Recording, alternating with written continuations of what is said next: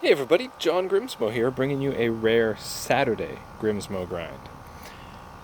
So, having been on vacation, just getting back, we were there for almost 2.5 weeks.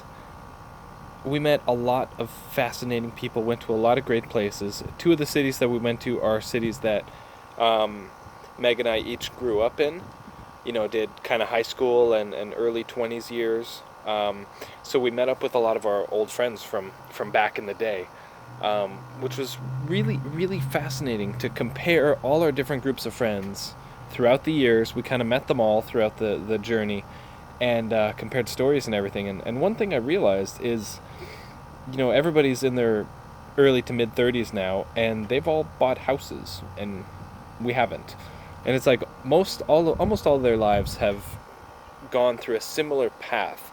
They all have the career that they worked hard for, that they went to school for, got the job. They're going to work there till they're 50 or 60 years old, um, and they're settled, and they have their house. And it just makes me realize these are my friends, that we have gone on a completely different path.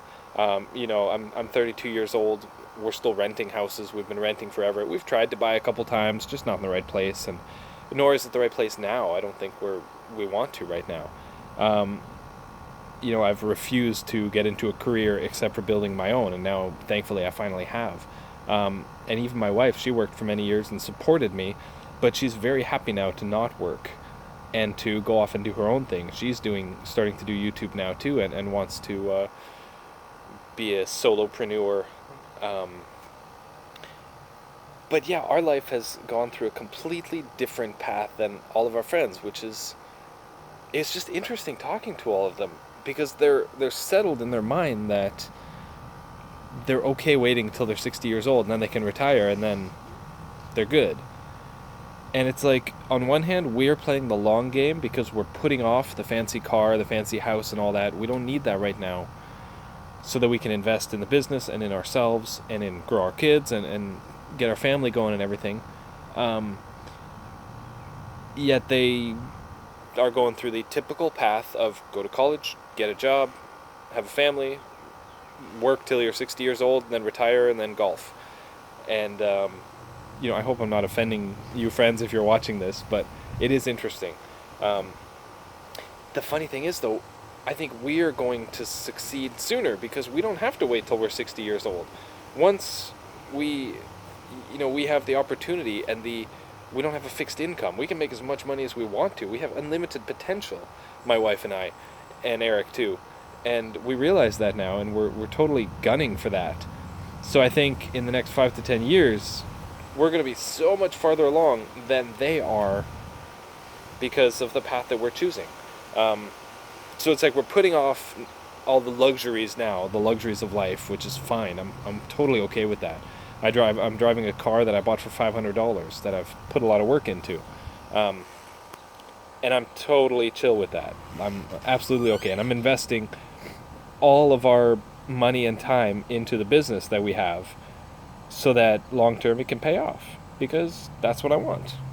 You know, I'm finally coming to terms with the fact that, with saying publicly, I do want to be wealthy. I do want to make really good money and have nice things eventually. Car, house, travel, things like that. I don't need, 50 Rolexes or Ferraris or anything like that, but, of course there are things in life that I want to achieve and get and enjoy. Um, Travel being one of them. Once I have a fancy car, say a Tesla, once I have our dream house that we build ourselves or have built ourselves, and travel the world, those are the big ticket items that I'm looking for. After that, like, it's work, you know? So, yeah, going on vacation and calming my brain and interacting with all these fascinating people. And we met a lot of business people too, which was a totally different conversation. Um, but it was really good. I'm really glad we did it. And obviously, we spent a lot of quality family time together. The other thing I realized, though, is it's really difficult to tell people what I do for a living. Not because I'm ashamed of it at all. It's hard to share the passion and the enjoyment that is so easy to share with you guys to random friends or parents of friends or, older people or whatever, people you meet on the street. So what do? I find it very difficult to share my true enjoyment and passion with a somewhat stranger. So that's something I'd like to get better at, improve my elevator speech, if you will, so that just so I can get the point across quickly.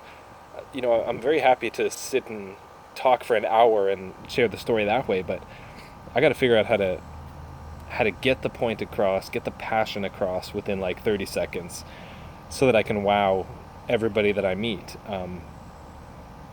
I think that can only help me in life, you know. Yeah, it's really tough. I make knives, or I'm a machinist, or I'm an entrepreneur. And usually that elicits a few other questions like, oh, go on, tell me about that. But pretty quickly, if they're not into it, if they're not interested, if they're lifelong career people, they don't get it. They're not interested.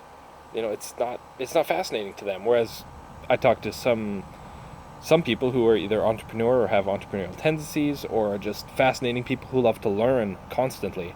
And those are the people that are interested. Those are the people who can't stop asking questions and don't want to stop hearing about it.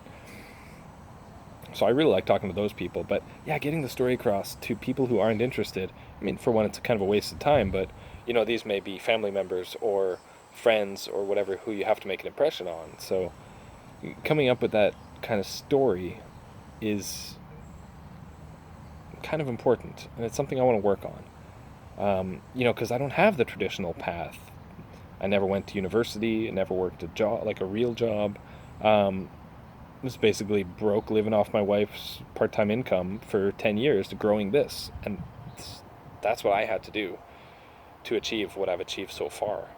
And it's hard. I can't tell people that because they look at me like I'm a schlub. Not a success story, but a lazy goofball who just lived off his wife for 10 years, which is true, but it's paying off. So, yeah, it was a very reflective vacation, which I quite enjoyed. So anyway, yeah, those are the points I wanted to talk about. I haven't done the grind videos. I did yesterday's, but this is what I actually wanted to talk about, but I totally forgot about it yesterday. I thought about it this morning, and I'm like, all right, fine, let's talk about it.